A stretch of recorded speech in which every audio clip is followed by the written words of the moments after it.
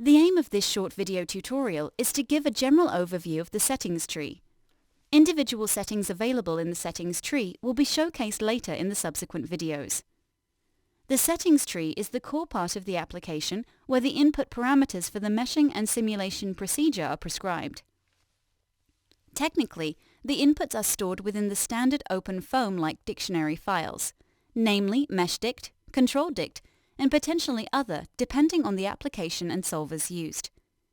The settings tree can be collapsed or expanded by using the arrows next to the settings tree items or by using the respective context menu commands.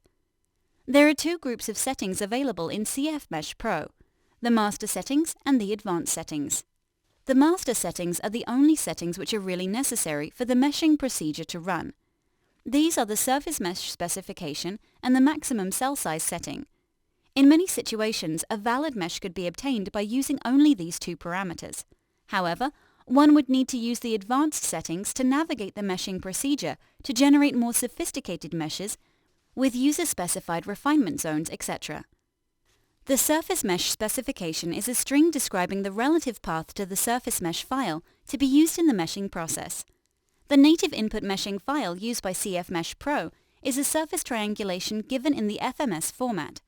However, it is also possible to specify the surface mesh input file in the standard STL format. The maximum cell size setting is self-explanatory and relates to the maximum cell size to be used in the meshing process. If set sufficiently small, a valid volume mesh would be obtained in most of the situations.